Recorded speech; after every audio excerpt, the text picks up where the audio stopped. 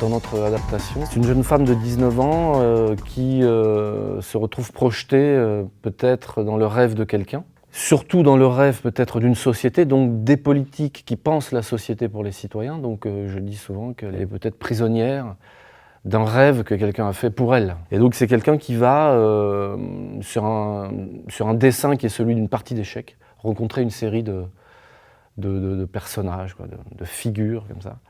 Et elle va, à un moment donné, ne plus savoir qui elle est. Donc c'est quelqu'un qui cherche qui elle est, c'est d'ailleurs quelqu'un qui va chercher qui être, d'une manière plus absolue. Elle n'aura jamais de réponse, mais elle sera passée par toute une série d'épreuves, dramatiques parfois, comiques d'autres fois, qui vont lui donner des armes pour se penser. Au cœur du texte, d'ailleurs un peu toujours au cœur des contes de fées si on veut, se love la question de la transmission et de la relation, de la non-relation entre ceux qui sont nés et puis ceux qui sont nés après, quoi. Et donc cette post-ado qui débarque dans un EHPAD nous a semblé être assez pertinent pour dire ok, tous ces gens qu'elle rencontre qui sont des rois, des reines, des fous, des cavaliers, enfin des personnages complètement baroques, sont aussi ceux qui vont lui transmettre quelque chose, par l'absurde, par le non-sens carolien, mais qui vont l'appuyer, la pousser à comprendre que nous sommes des nains sur des épaules de géants. Il y a une espèce de chose où on a envie de revendiquer, de réenchanter l'idée que le théâtre, c'est quand même l'espace, le lieu des visions et du non-dit. Qu'est-ce que c'est que le théâtre, finalement? C'est l'autre côté. L'autre côté de quoi? De la ville, d'une société.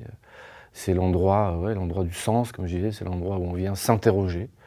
Donc voilà, l'autre côté, c'est le lieu, peut-être, si je devais faire une phrase, c'est le lieu où on prend le risque de s'interroger. C'est un spectacle où la question symbolique est fondamentale, la question de la langue est fondamentale. Donc ça ne peut qu'intéresser les enfants. Notamment sur tout ce que va traverser Alice, qui sont des épreuves qui mettent complètement le doigt sur ce qu'elle dit, ou ce qu'elle croit dire, ou ce qu'elle ne peut pas penser, ce qui est impensé. Et à cet endroit-là, je pense que les enfants sont absolument concernés.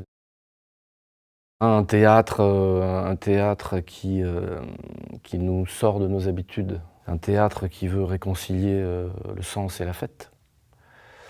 Et puis un auteur quand même, Lewis Carroll, les surréalistes, Lacan, Deleuze et d'autres en ont assez parlé pour savoir que cet opus, c'est-à-dire le deuxième de l'autre côté du miroir, reste un opus absolument passionnant, très profond, et beaucoup plus que le premier certainement.